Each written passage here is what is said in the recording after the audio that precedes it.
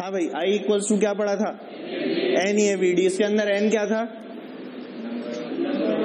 Number of charge carriers या number of charge carriers per unit volume, per unit volume. अच्छा, E क्या था, charge on electron.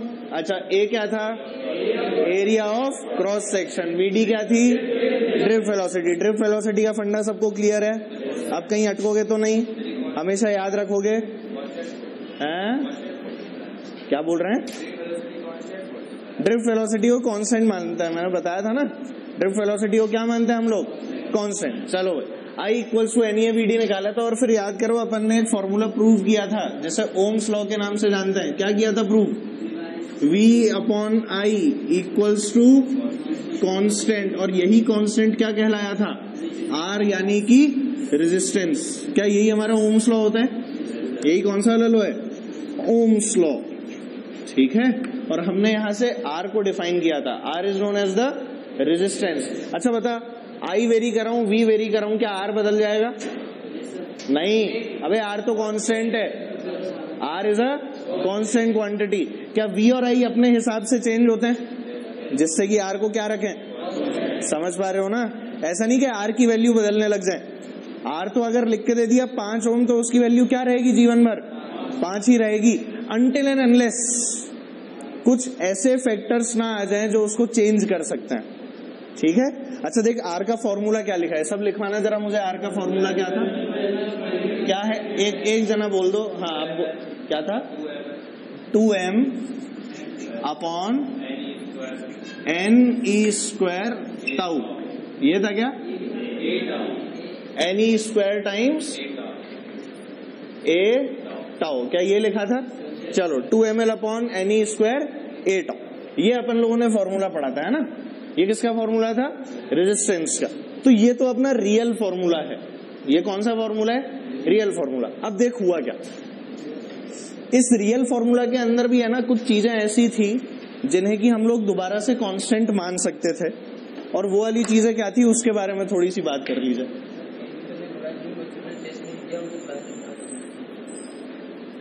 किस किसने टेस्ट नहीं दिया आज, अच्छा यहां देख, R की वैल्यू अपन ने क्या लिखी थी, 2ml upon Ne² A times tau, लिखी थी कि नहीं। अब हुआ क्या, जैसे मान ले के एक है ना बहुत बड़ी कंपनी है जो है ना रजिस्टर बनाती है, क्या बनाती है, रजिस्टर बनाती है। अब एक चीज सोच जरा कि इस रेजिस्टेंस की वैल्यू जो है वो अलग अलग क्वांटिटीज के ऊपर डिपेंड कर रही है कि नहीं। अच्छा, ये मास किसका है, मास ऑफ इलेक्ट्रॉन, मास किसका है, ये मास ऑफ इलेक्ट्रॉन। N क्या है, number of charge carriers per unit. E क्या है, A क्या है, क्रॉस सेक्शन एरिया। L क्या है, टाउ क्या था, टाइम या relaxation time, relaxation time which is the time between two successive collisions, याद है कि नहीं। चलो आगे देखते हैं। इस फॉर्मूले के अंदर लोगों ने क्या थोड़ा सा दिमाग लगाया, जैसे मान लो कोई बहुत बड़ी एक कंपनी है जो क्या बनाती है, रजिस्टर बनाती है, ठीक है। अब वो एक दूसरी कंपनी को अपने पास मैन्युफैक्चर करके रजिस्टर जो है भेजती थी, मान ले इतने लंबे जो रजिस्टर थे उसने भेजे वहां पे। अब जब अगली जगह पर अपनी चीजें पहुंचती थी ना, तो क्या होता था, थोड़ा सा ब्रेकेज भी आता है चीजों में।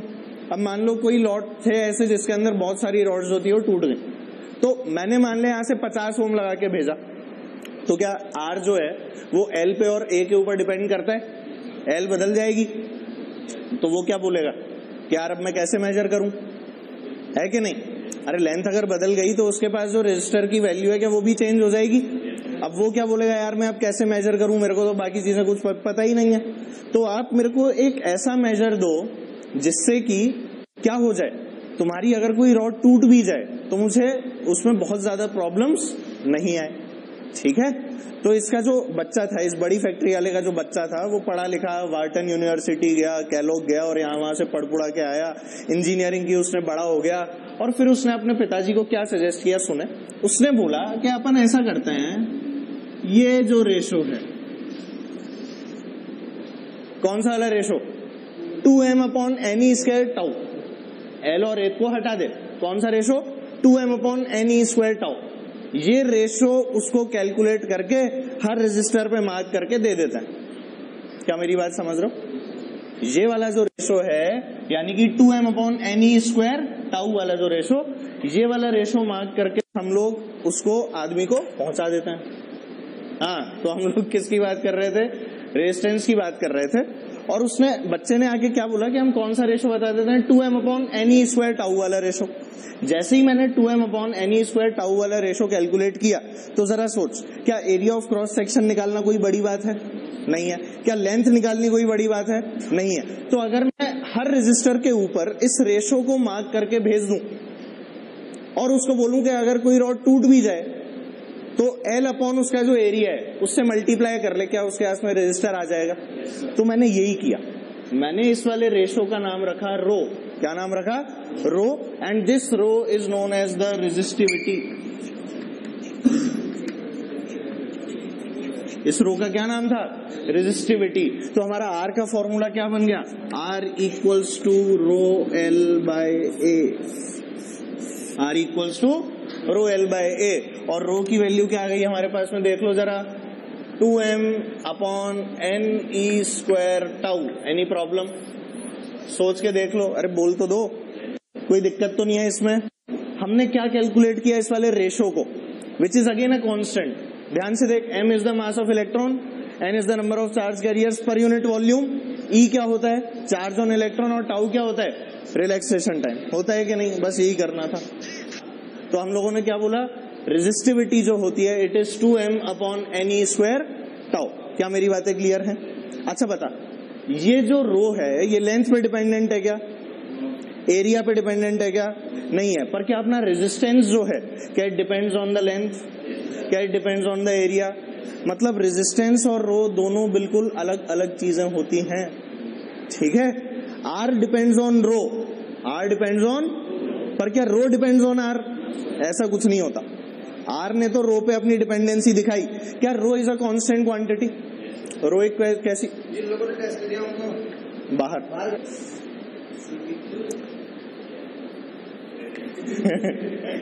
अच्छा, अपन लोग R के बारे में पढ़ रहे थे।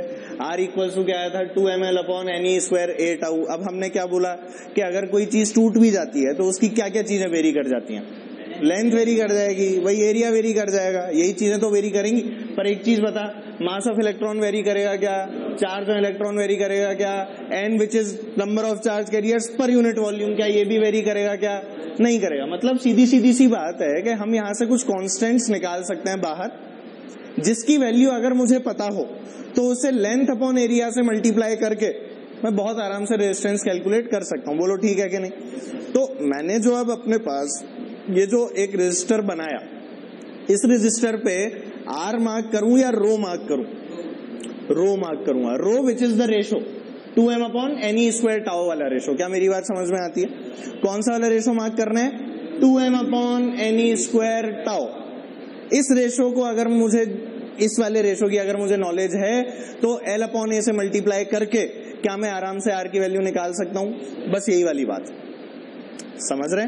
तो मुझे इसका बहुत फायदा मिला। क्या मिला? बहुत फायदा। और अब अगर वहां दूसरी जगह पर जाके हमारी रॉड्स जो थी वो टूट भी जाती थी तो हमें कोई भी दिक्कत नहीं आती थी, क्योंकि अब हम मार्क क्या करके भेज रहे थे? R या रो?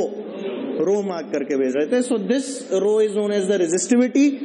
तो अपना फॉर्मूला क्या बन जाता है? Rho L by A। समझ गए? ये तुमने बचपन में पढ़ा होगा, R equals to rho L by A। तो जल्दी बोल, R depends on L and A। True और फॉल्स? ट्रू और फॉल्स? एरिया ज्यादा तो R, लेंथ ज्यादा तो R। अच्छा, दोनों साथ भी तो वेरी करा सकते हैं। चलो, वो डिपेंड करेगा कैसी कंडीशन है। क्या मेरी बात समझ पा रहे हैं? अच्छा, rho depends on length and area. True और फॉल्स? ट्रू और फॉल्स? सोच ले दोबारा।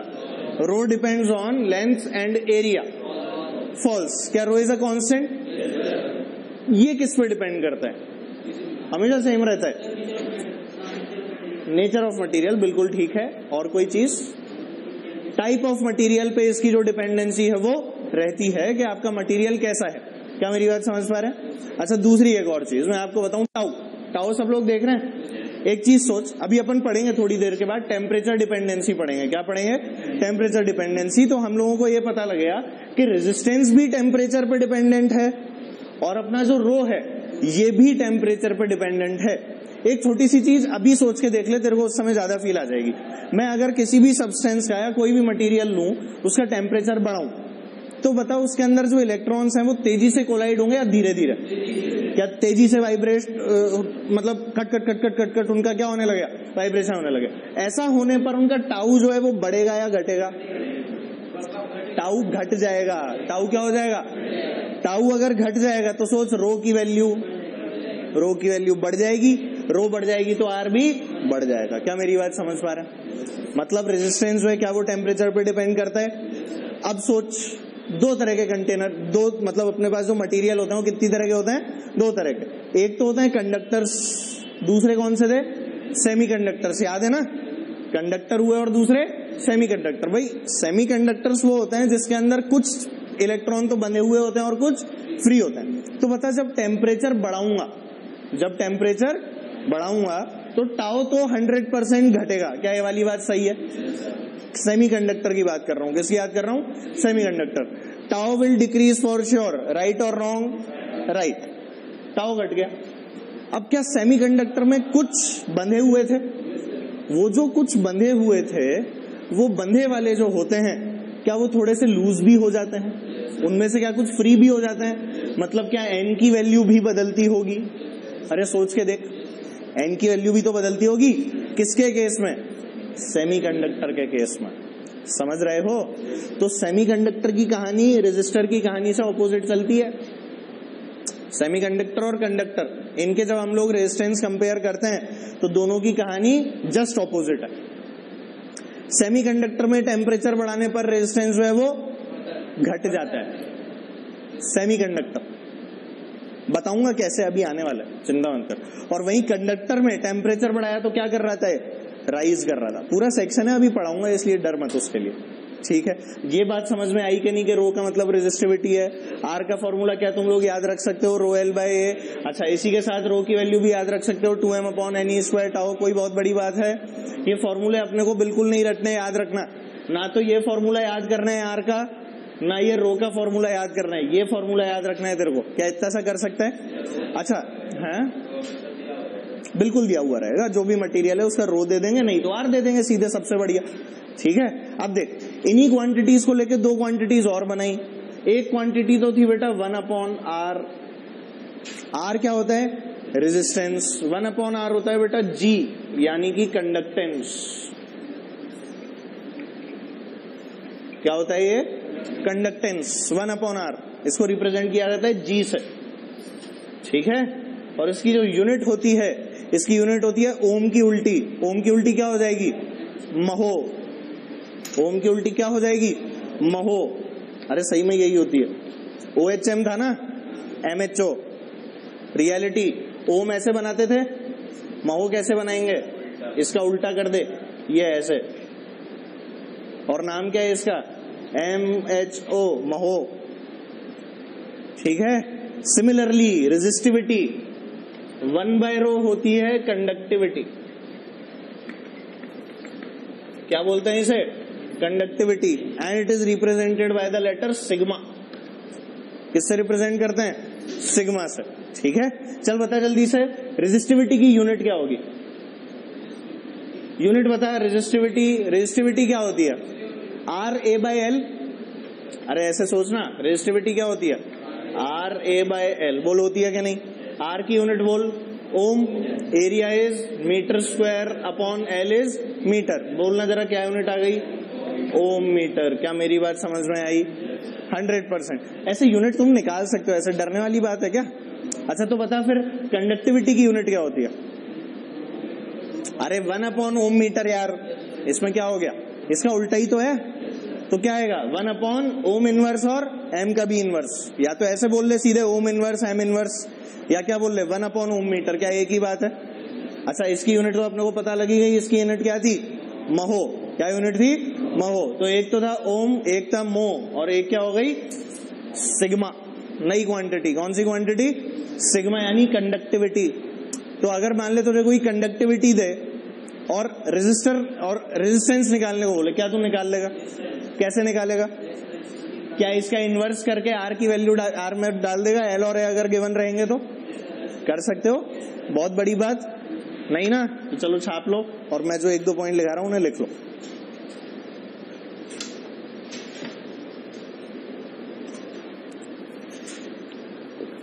एक स्टार बनाओ और पॉइंट लिखो। The resistance of a conductor, the resistance of a conductor depends on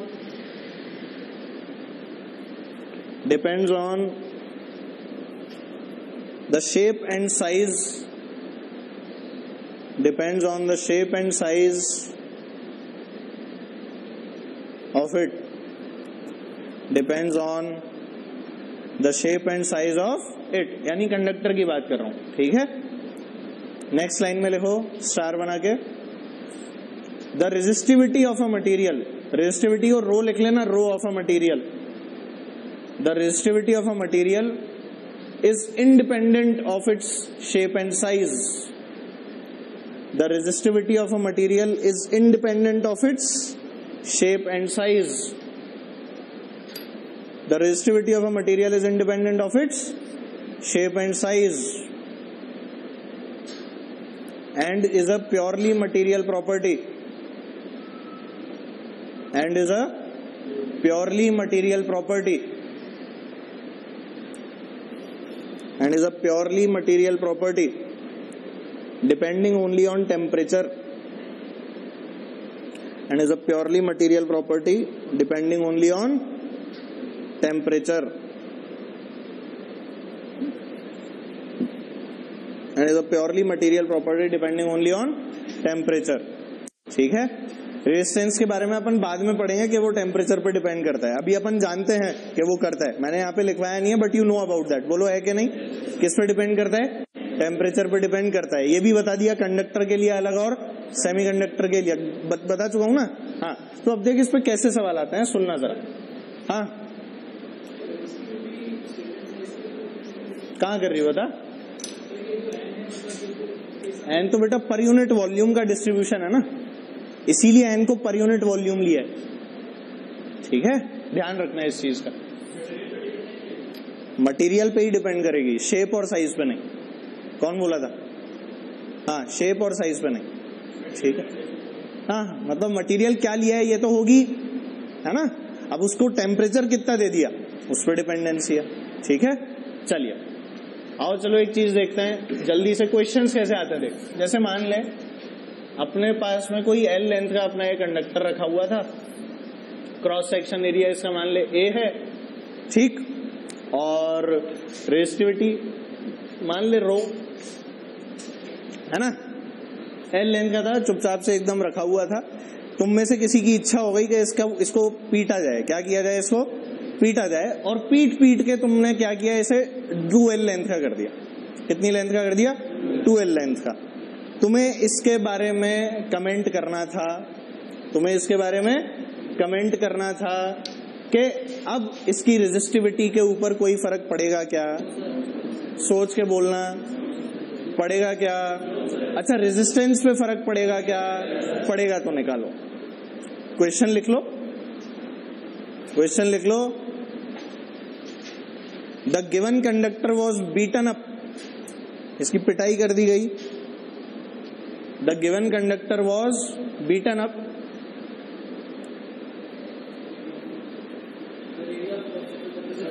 हाँ एरिया ऑफ क्रॉस सेक्शन ये दे रखा। अब ये तो तू सोच क्या होगा उसके साथ, यही तो सोचना था। हाँ निकाल लिया, बहुत बढ़िया आता है, सवाल तो लिख लें, बाकी लोग लिख लो। हाँ, if the given conductor was beaten up and its length becomes twice its original length, then find its new resistance,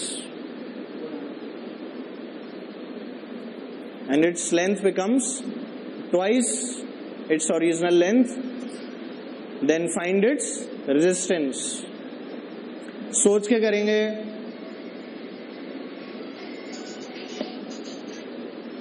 बिना दिमाग लगाए मत करना, इसको आसान है।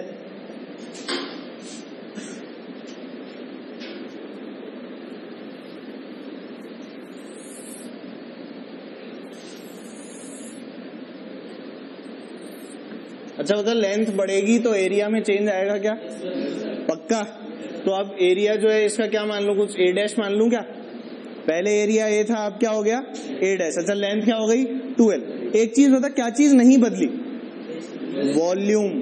अबे रेजिस्टेंस तो बदल गया ना, रेजिस्टिविटी नहीं बदली, रेजिस्टिविटी नहीं बदली, that is a different case. पर क्या ये पता है मेरे को कि वॉल्यूम वही रहा, इसके बड़े होने पर भी वॉल्यूम इसका क्या रहा, सेम रहा। तो एक चीज बता, इनिशियली वॉल्यूम कितना था, वी इनिशियल बोल दिया, अरे वी तो ठीक है, वैल्यू बोल, क्या ए मल्टीप्लाइड बाय एल, सबको दिख रहा है, अरे एरिया मल्टीप्लाइड बाय लेंथ, क्या ये वॉल्यूम होता है। और फाइनल वॉल्यूम कितना था, ए डैश मल्टीप्लाइड बाय 2L, बोलो सही है क्या, क्या ये दोनों बराबर हैं, जल्दी से, V initial equals to V final, क्या आ गया अपने पास, A L equals to A dash into 2L, L से एल खत्म, अपने पास में ए डैश की वैल्यू क्या आ गई, a/2, बोलो आएगी क्या नहीं, कोई दिक्कत है क्या, पक्का।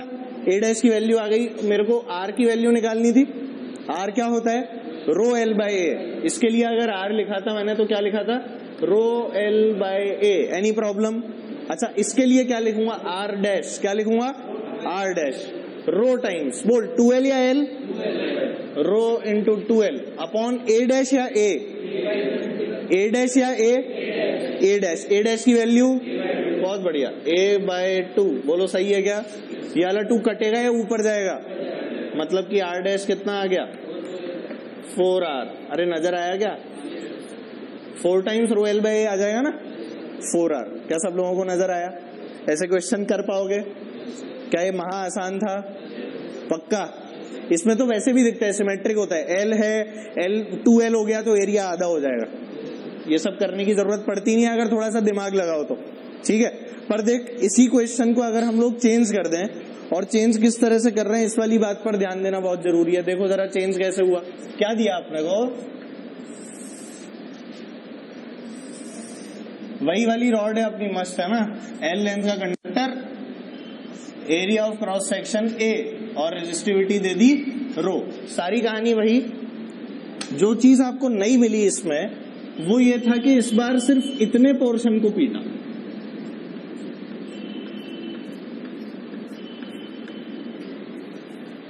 है ना, और इस पोर्शन की लेंथ आपको दे दी x, कितनी लेंथ दे दी x, और आपको कहा कि जब इसको पीटा तो अब इसकी जो नई लेंथ आई वो आई 1.5L, नई लेंथ क्या आई पीटने के बाद 1.5L, पूरी L को पीटा गया, x को पीटने के बाद में जो नई लेंथ निकाली वो लेंथ क्या थी, पूरी 1.5L, ठीक है। ऐसा करने पर जब रेजिस्टेंस मेजर किया तो उसकी वैल्यू आई 3R, क्या वैल्यू आई, आपको x की वैल्यू निकालनी थी, कितने पोर्शन को पीटा था, ठीक है। क्वेश्चन लिख लो, मैं लिखवा रहा हूं, लिख लो, पोर्शन x वॉज बीटन, सवाल ऐसे लिखें, portion x was beaten up, portion x was beaten up and the new length becomes, portion x was beaten up and the new length becomes 1.5L, and the new length becomes 1.5L, full stop. If the new resistance is 3R, if the new resistance is 3R, then find the value of x. If the new resistance is 3R, then find the value of x. अगर नया resistance 3R है तो x की value निकालें।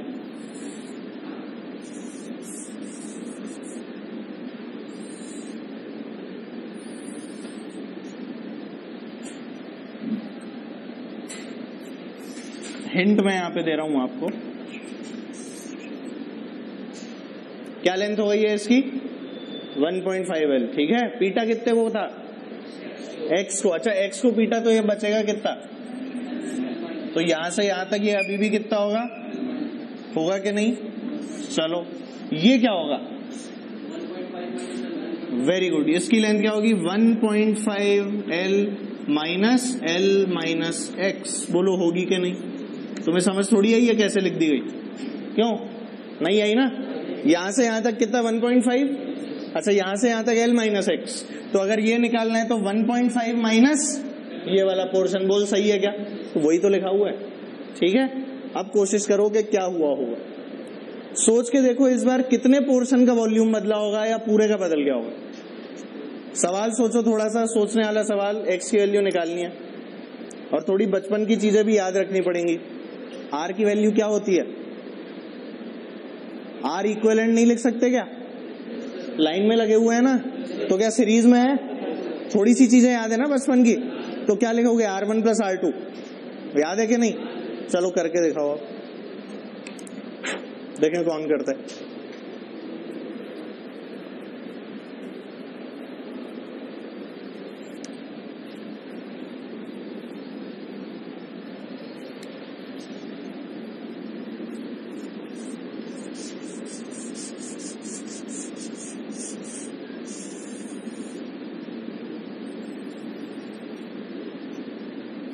करो भाई,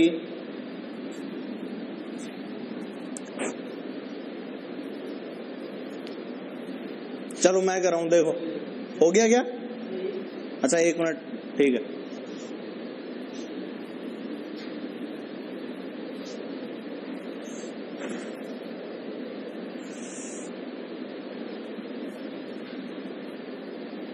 चलो अब मैं करा रहा हूं, हो गया टाइम। देखो ये लेंथ कितनी है टोटल, यहां से लेके यहां तक 1.5 L, यहां से लेके यहां तक 1.5 L minus L minus x. इसे कैलकुलेट कर लूं कितना है ये? 1.5 L minus L plus x, कितना आ रहा है ये? 0.5 L प्लस एक्स। कोई दिक्कत तो नहीं? चल इसे मैंने कैलकुलेट कर लिया, बहुत बढ़िया। अब एक चीज बता, क्या इतने हिस्से का वॉल्यूम और इतने हिस्से का वॉल्यूम क्या सेम है? पक्का? निकाल ले, इसका वॉल्यूम क्या है? a इंटू एक्स, इसका वॉल्यूम बता। क्या कोई नया एरिया a डैश? अरे इसका कुछ a डैश हो गया ना बेटा, है कि नहीं? और अब x की जगह कौन आ गया? क्या 1.5 L minus L minus x, इसकी वैल्यू क्या है? 0.5 L प्लस एक्स। ये चीज समझ में आई कि नहीं पहले तो ये बता दे। 100% क्या वैल्यू लिख दूं? a dash times 0.5 L plus x, ये आ गया अपने पास। यहां से बताना a डैश की वैल्यू क्या आ गई? ax upon 0.5 L plus x. मजा आ गया, a डैश निकाल लिया। अब एक चीज बता, क्या दोनों लाइन से लगे हुए हैं? अगर दोनों लाइन से लगे हुए हैं मतलब कि सीरीज में लगे हुए हैं, टोटल रेजिस्टेंस क्या पता है मेरे को? नेट क्या 3R? नहीं, फाइनल क्या पता है? 3R। मतलब इसका रेजिस्टेंस प्लस इसका resistance is equal to 3R। बोलो है कि नहीं? क्या तुम्हें ये वाली बात याद है जो मैं अभी बता रहा हूं? आर इक्विवेलेंट सीरीज में क्या R1 प्लस R2 होता था? वही चीज मैं लिखने वाला हूं, ध्यान से देखना सब लोग। इसके लिए रेजिस्टेंस बोल, क्या रो L बाई ए? इसके लिए L क्या है? L minus x. और एरिया क्या है? A। तो क्या लिखूंगा? रो L minus x upon A। बता सही है क्या? तुझे समझ में आती है ये वाली लाइन? प्लस इसका लिख लूं, रेजिस्टिविटी बदलती है क्या? रो लेंथ बोल जल्दी से, 0.5 L plus x upon A। इसका A बदला क्या? A बदला, A कितना हो गया? AX upon 0.5 L plus x. बोलो ऐसा ही कुछ हुआ है? Are you sure? और फाइनल आंसर क्या है? क्या 3R? अच्छा R की वैल्यू क्या है? Rho L by A। बोलो है कि नहीं? अरे इसका R जो है, इसका R कैसे डिफाइन करूंगा मैं? R equals to rho L by A। अबे पीटने से पहले तो यही था पूरे लेंथ का, जो मैं रेजिस्टेंस लिखूंगा क्या रो L बाय A लिखूंगा? वही तो लिखा हुआ है 3 इंटू R। बोलो सही है क्या? कितना आ रहा है? 2.5। यार L बाय 4 आ रहा होगा। सॉल्व करो चलो एक बार, x की वैल्यू कितनी आ रही है एक बार चेक करो। L बाय 4 आनी चाहिए। कलम चला लो सब लोग। जैसे मान ले आपने कोई क्यूबॉइड दिया हुआ है, मान ले तीनों साइड सारे की अलग अलग दे दी। L into b into h होता है ना बे? क्या कुछ और होता है? यही होता है ना, एल बी एच। अच्छा अब सुन, मान ले ये वाली साइड थी A और ये वाली साइड मान ले C और ये इसकी हाइट मान ले B। ठीक है, 3 अलग कंडीशन बना के दे रहा हूं, बहुत ध्यान से सोचना। करंट इस तरह से I, एक बार करंट इस तरह से I और एक बार करंट यूं, समझ गया कैसे? ऐसे I, ठीक, कोई दिक्कत तो नहीं। अपने को रेजिस्टेंस निकालना है। क्या निकालना है? रेजिस्टेंस निकालना है। मटेरियल की रेजिस्टिविटी जो है वो है रो। रेजिस्टेंस निकालना है जब करंट इधर बह रहा हो और अंदर बह रहा हो। अलग आएगा कि सेम आएगा ये बता दो। अलग या सेम तुम तो बस इतना बता दो, सोच के बोलना, जो भी चीज बोलो। रेजिस्टेंस बताना है, ऐसे जा रहा है तो क्या, करंट ऐसे जा रहा है तो क्या, और ऐसे अंदर जा रहा है तो क्या, बस इतना सा सोचना है, सेम या अलग। बोल कर ऐसे क्या करता है, सेम या अलग कुछ तो बोला कर, चाहे गलत बोल तो दे।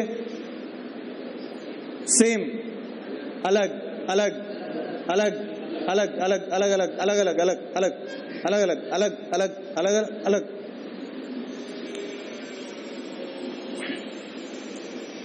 सेम आएगा। अब इतने सारे अलग बोल रहे हैं तो तू बता तूने सेम क्यों बोला? इनसे तो क्या पूछूं अब? आंसर बदल भी सकता है, मैं समझाऊंगा। बदल रहा है आंसर?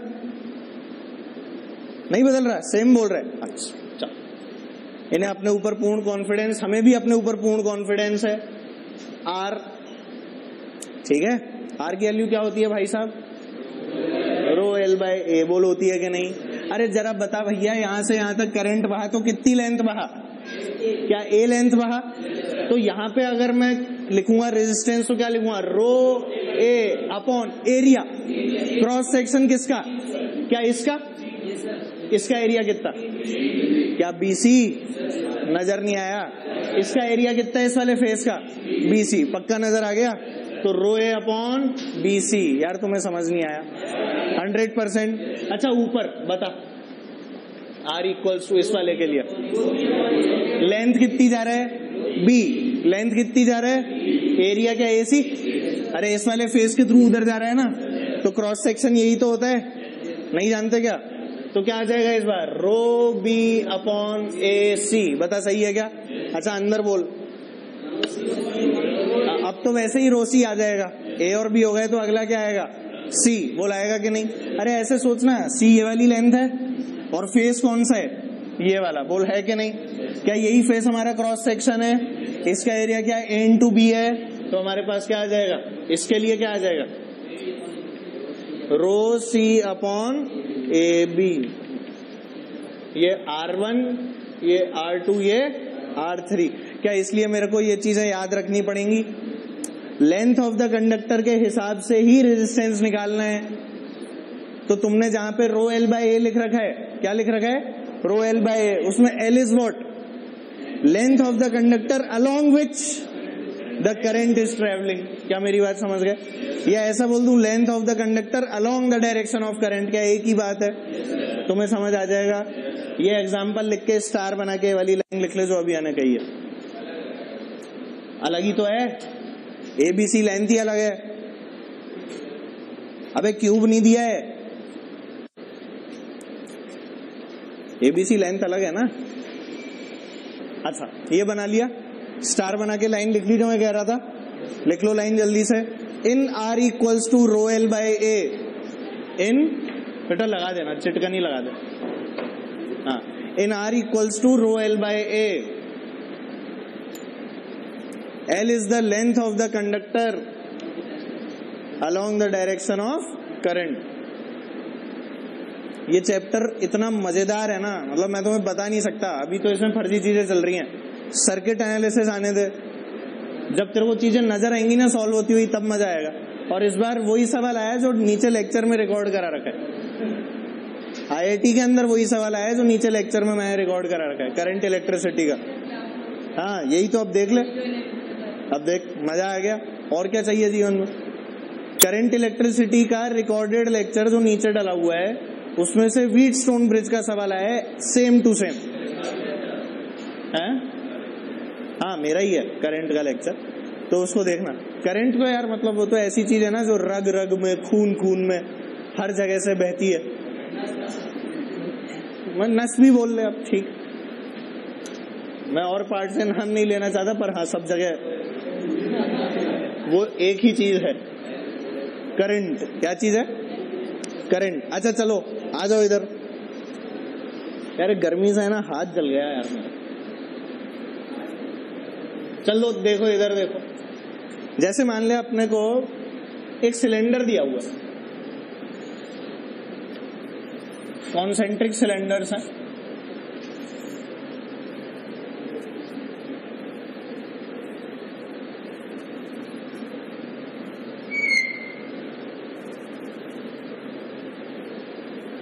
इनर रेडियस दिया हुआ था R1,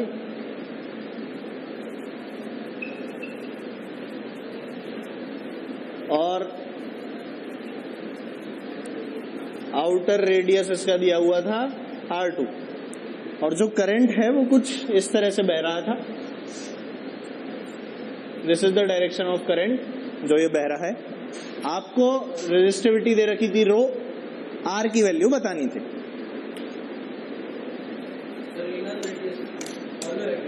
जाहिर सी बात है,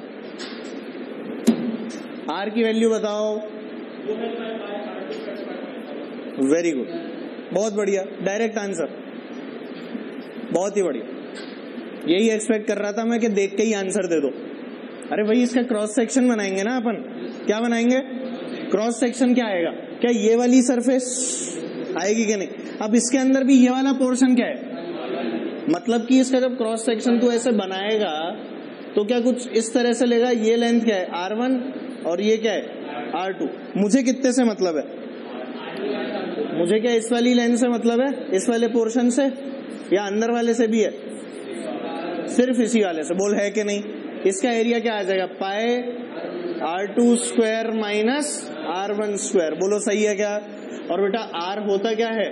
रो L। इसकी लेंथ मान ले L है, लेंथ क्या दे रखी है? L। तो क्या आ जाएगा? रो L अपॉन A। A की value pi R2 square minus R1 square. खत्म हो गया। ठीक है, अब इसमें आता है दिक्कत कहां आती है? जब रो कांस्टेंट नहीं रहता। दिक्कत कहां पर आई? जब अपना जो रो है ना वो कांस्टेंट नहीं रहा, मतलब अब मटेरियल के अंदर रो भी वेरिएबल हो गया।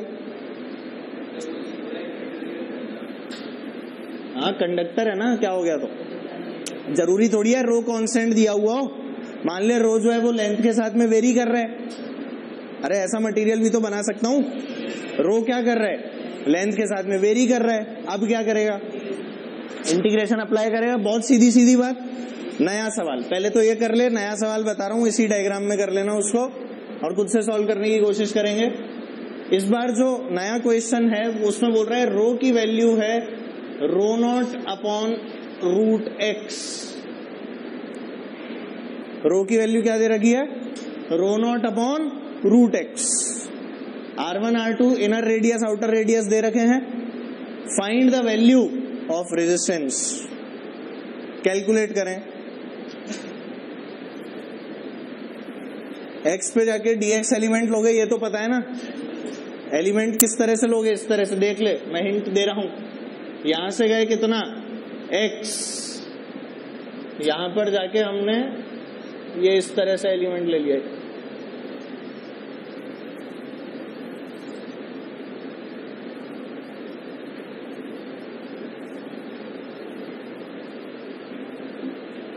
x पे जाके dx, और अब इसका dr लिख लो।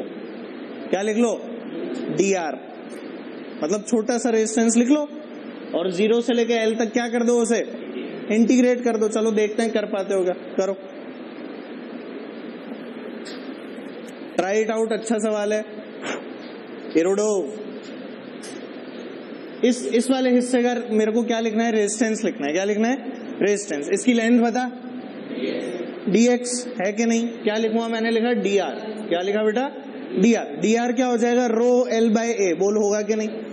L की वैल्यू क्या है? dx। क्या लिखा मैंने? रो। अच्छा, रो की वैल्यू क्या है? Rho naught upon root x multiplied by L.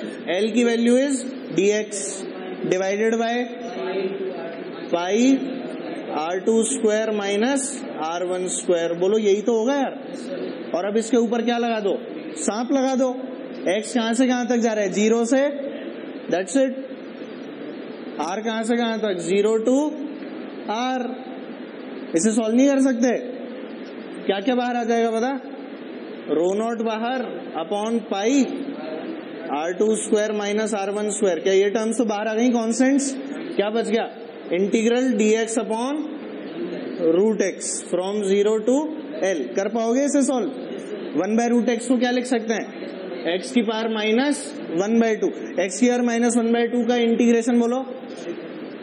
x की power minus 1/2 plus 1 upon minus 1/2 plus 1। जानते हो कि नहीं?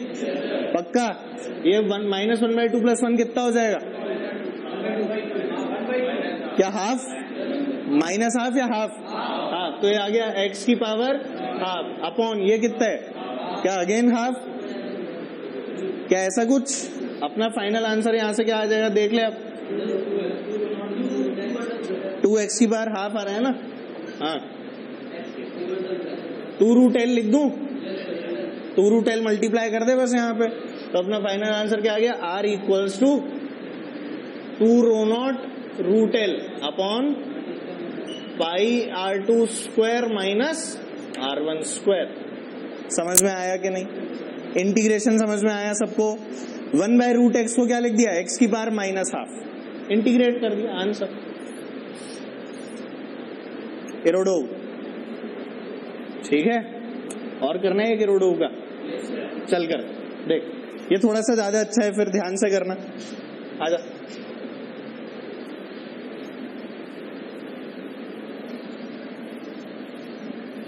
चलो देखो, नया सवाल अपने को क्या बोल रहे हैं सुने, ध्यान से देखना, थोड़ा ज्यादा अच्छा सवाल है इसलिए। अभी तक अपन लोग करंट कैसे बाहर है? इसी डायरेक्शन में बाहर है ना? करंट की डायरेक्शन चेंज कर देते हैं। चलो, यही ले रहा हूं मैं, सिलेंडर ही ले रहा हूं अभी भी।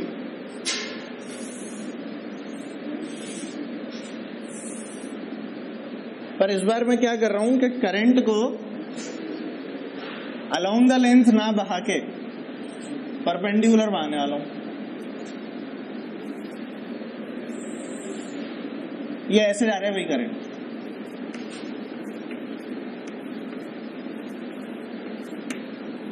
आई टर्म सारी वही हैं। Inner radius is r1, outer radius is r2, रो आपको गिवन है, r निकालना है। एक चीज सोचना है जो इसमें और उसमें डिसिमिलैरिटी है, वो क्या है कि देख यहाँ पे एरिया बदल रहा है। सोच के देख, यहाँ area of cross section change हो रहा था क्या? इसी के अलोंग जा रहा था। अब हर जगह क्रॉस सेक्शन क्या यही था? अब यहाँ पे सोच, क्या एरिया चेंज हो रहा है? कौन सा एरिया लेना पड़ेगा? इंटीग्रेट तो करना ही पड़ेगा, पर इस बार आप एरिया कौन सा लेंगे? यार ये एरिया तो पता ही नहीं है ना, ये वाला तो पता है, सॉरी, पर ये काम का है क्या? क्या इस बार क्रॉस सेक्शन एरिया ये वाला होगा? Curved surface area of the cylinder, बोल होगा कि नहीं?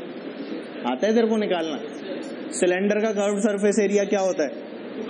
2πrl। याद आ गया? ये एरिया लेना पड़ेगा। बोलो ठीक है कि नहीं? तो अपन क्या कर रहे हैं, इसका एक व्यू लेते हैं। इसका व्यू लिया अपन ने, साइड व्यू, तो कैसा दिखा दे।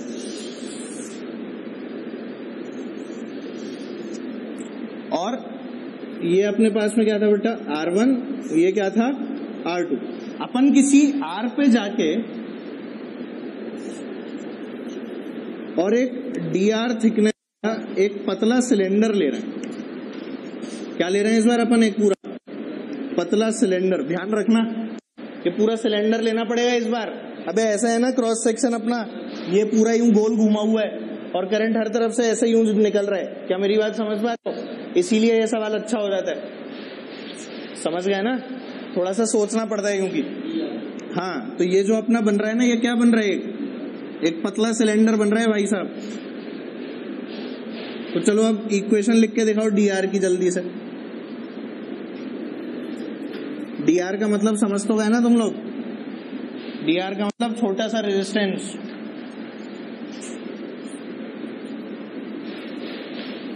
पतला सिलेंडर। करो, हाँ नेट तो पूरा लेना ही पड़ेगा ना। अब सोच क्या कर रहे हैं, यही तो सोचना है। तो जहां से जहां तक भी लिमिट लगानी है लगाओ, पता लग जाएगा। लगाओ limits, you will come to no.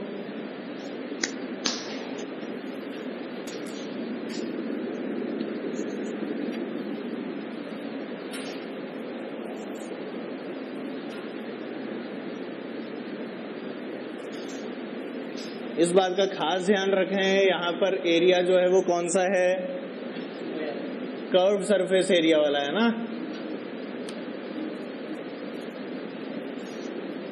तुझे इमेजिन नहीं हुआ क्या यार? ये फिगर इमेजिन नहीं हुआ? इसमें से करंट कैसे आ रहा है? अच्छा बता, करंट कैसे बाहर आ रहा है? क्या ऐसे बाहर आ रहा है? बोल है कि नहीं? ऐसे ही तो बाहर आ रहा है ना, अभी भी नहीं आया। ये आई है भाई साहब। अच्छा देख इसे और बनो, हो गया क्या ये?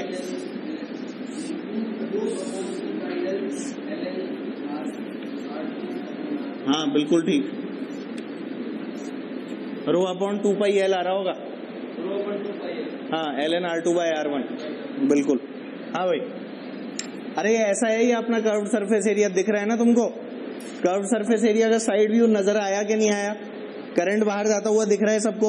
अच्छा एक चीज बता, अब अपन ने जब dr लिखने की कोशिश की, dr मतलब छोटा वाला रेजिस्टेंस, ये वाले dr की बात नहीं कर रहा, ठीक है?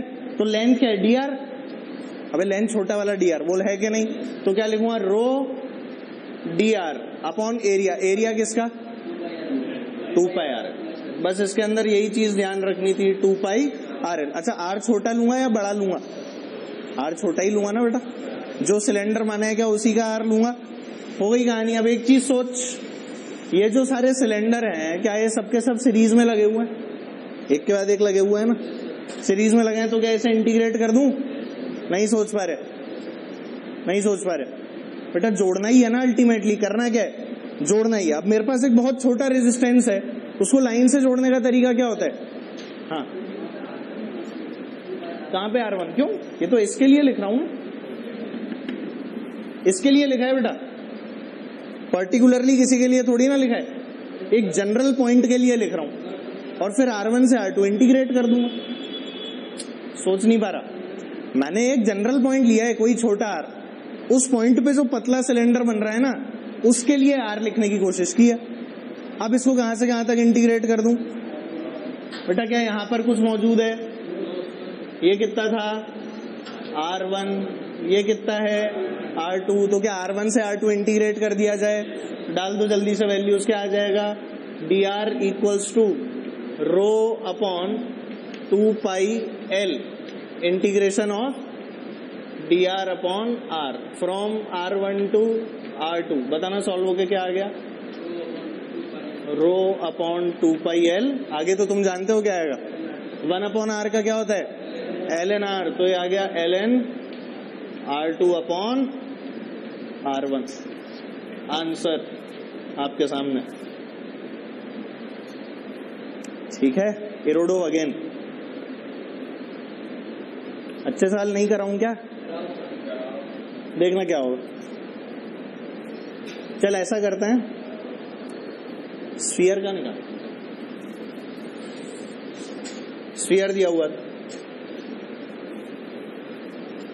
Inner radius R1, outer radius R2, resistivity rho, ठीक?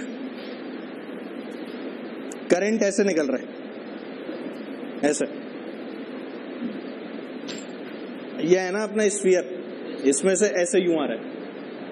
मतलब समझ गया ना कैसे आ रहा है? पक्का? ये नहीं बोला मैंने कि ऐसे बह रहा है, मैंने बोला कि ऐसे बह रहा है, यानी हर पॉइंट से क्या है वो परपेंडिकुलर। दिख गया सबको?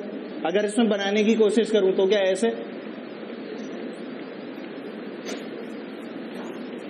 कुछ इस तरह से जो अपने पास करंट है उसकी फ्लो की डायरेक्शन गिवन है। Find the value of are.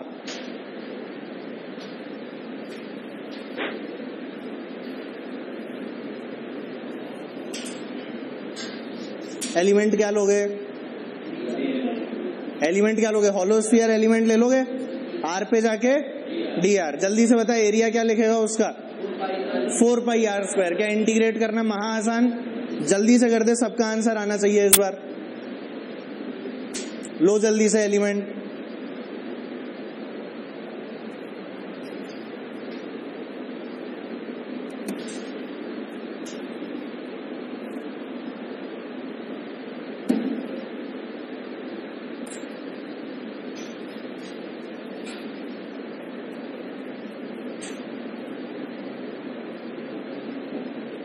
ये अपना एलिमेंट है भाई साहब, होलो स्फीयर। कितनी थिकनेस का है ये? हाँ, पता ही नहीं है भैया।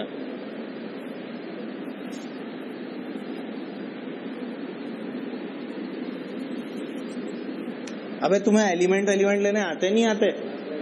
आर और ये कितना है? D R. ये कितना था? R1। ये पूरा कितना था? R2। अपने को किससे लेना देना है? डी आर से। अपने को किससे लेना देना है? D R. अच्छा, इसका अपन लोगों ने क्या नाम दिया है? होलो स्फीयर। एलिमेंट क्या है अपना? Hollow sphere. ठीक है, चल अब एक चीज जल्दी से, डी आर लिखना था ना? डी आर लिखा, जल्दी से बता दे क्या आ जाएगा? रो डी आर अपॉन, जल्दी से 4 पाई छोटा आर स्क्वायर। बस खत्म। अब तो इंटीग्रेशन करना है। कितना हो जाएगा? Rho upon 4 pi integration of d r upon r square. बोल क्या? R1 से लेके R2 तक। अच्छा, 1 बाय आर स्क्वायर का क्या होता है? -1 अपॉन आर। याद है कि नहीं? -1 अपॉन आर होता है, सबको याद है? तो क्या आ गया? Rho upon 4 pi multiplied by क्या आ जाएगा? क्या -1 बाय R2 -1 बाय R1? एक बीच में प्लस का साइन आ जाएगा और क्या? तो 1 बाय R1 -1 बाय R2।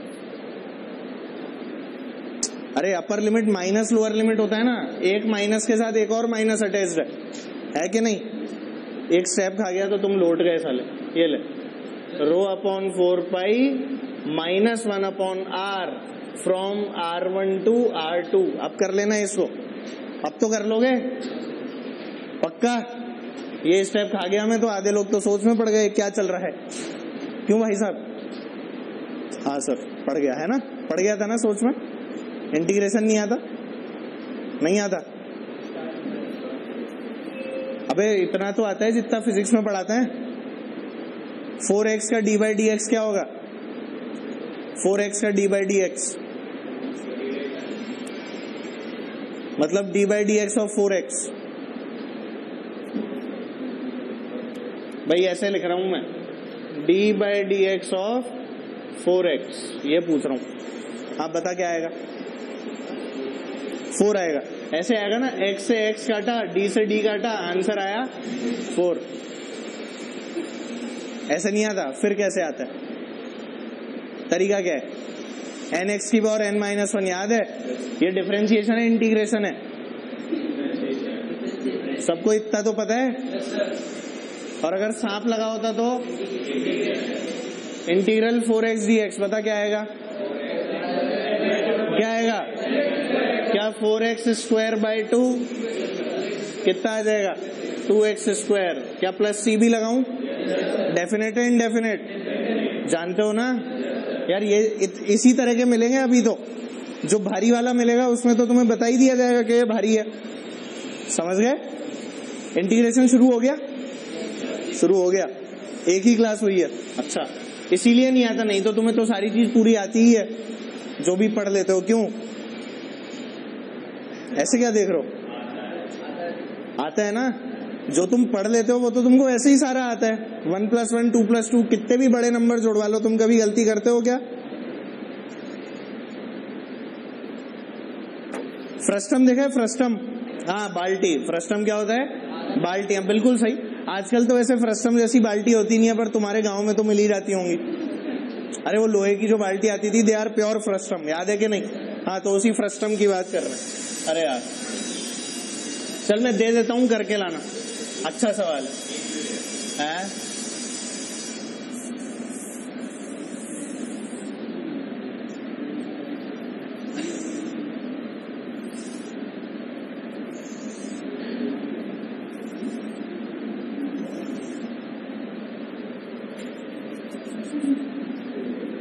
ऐसा सवाल शायद हम लोग हीट ट्रांसफर में भी करते थे, याद है क्या? याद है ऐसा सवाल एक हीट ट्रांसफर में भी किया था। चलो खैर छोड़ो, कुछ याद वाद नहीं। इसका रेडियस है a,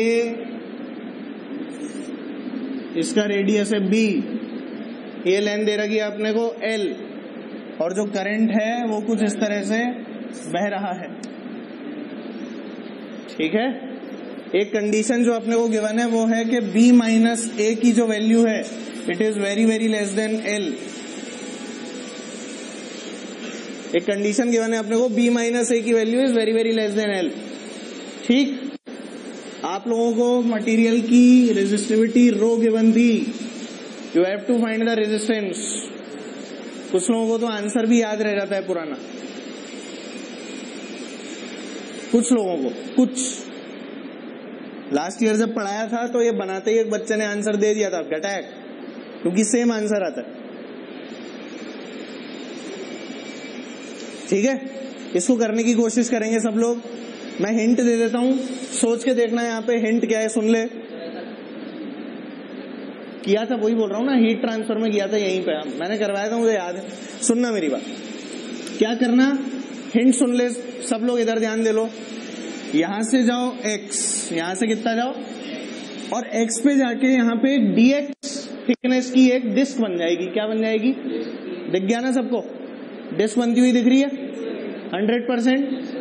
वो जो डिस्क है उस वाली डिस्क के हिसाब से सारी चीजें सॉल्व करनी है, समझ गए? जैसे मान ले ये यहां पर बनी, मान ले ये, नहीं मान ले ये थी, मैं हिंट दे रहा हूं, करके तेरे को ही लाना है, ये हिंट ही है, ज्यादा कुछ मत होना। dx तो बता क्या ये वाली जो वैल्यू है इसकी वैल्यू r है ना? अब सोच क्या यहाँ पे x भी वेरी कर रहा है, r भी वेरी कर रहा है, तो इसमें अपने को इनके बीच में भी एक रिलेशन चाहिए होता है। अपने को यहाँ पे x और r के बीच में भी एक रिलेशन चाहिए होता है, क्योंकि सोच यहाँ वाली डिस्क का r क्या कम है, यहाँ वाली डिस्क का r क्या b है, मतलब we need a difference between, we need a relation between x and r। वो कहां से आता है वो तुम्हें सोचना है, हिंट में तुम्हें दे चुका हूं, इसे सॉल्व करना। ठीक है, कैलकुलेट द रेजिस्टेंस।